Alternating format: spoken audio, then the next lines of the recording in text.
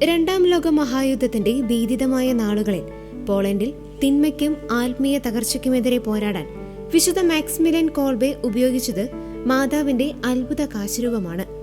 സഭയുടെ പ്രഗത്ഭനായ മിഷണറിയും രക്തസാക്ഷിയുമായ വിശുദ്ധ മാക്സിമിലിയൻ കോൾബെയുടെ ഓർമ്മദിനത്തിൽ ആത്മാക്കളെ ക്രിസ്തുവിലേക്ക് നയിക്കാൻ അദ്ദേഹം ഉപയോഗിച്ച അത്ഭുത മെഡലിന്റെ പിന്നിലെ ചരിത്രവും പ്രസക്തിയും വീണ്ടും ശ്രദ്ധേയമാവുകയാണ്.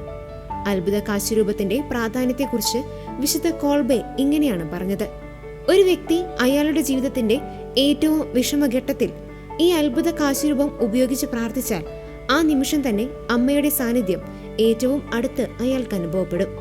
എല്ലാ ബുദ്ധിമുട്ടുകളിൽ നിന്നും പ്രലോഭനങ്ങളിൽ നിന്നും സംരക്ഷണം നൽകും. ഇത് യഥാർത്ഥത്തിൽ നമ്മുടെ സ്വർഗീയ ആയുധമാണ്.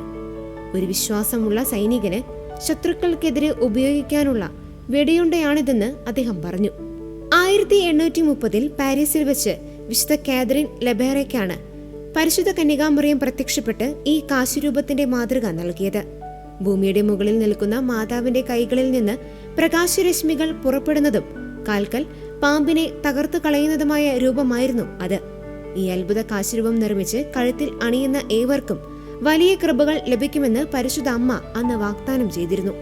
1917 റോമിൽ സെമിനാരി പഠനം നടത്തുന്ന കാലത്താണ് ഫ്രഞ്ച് ഫ്രീമേസനും അവിശ്വാസിയുമായ അൽഫോൺസ് റാറ്റ്സ്ബോൺ എന്ന യുവാവിന്റെ അത്ഭുതകരമായ മാനസാന്തരത്തെക്കുറിച്ച് കോൾബെ അറിയുന്നത്.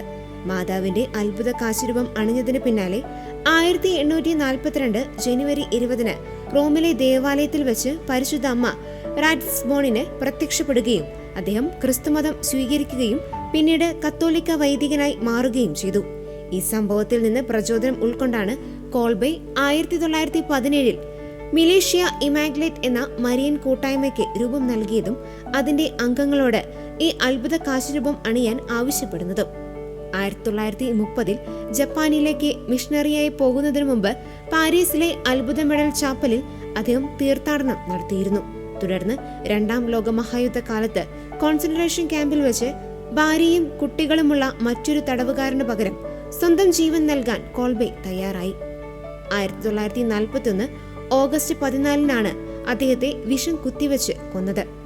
മാതാവിന്റെ സ്വർഗാരോപണ തിരുനാൾ ദിനത്തിലാണ് നാസികൾ അദ്ദേഹത്തിന്റെ ഭൗതിക ശരീരം ദഹിപ്പിച്ചത്.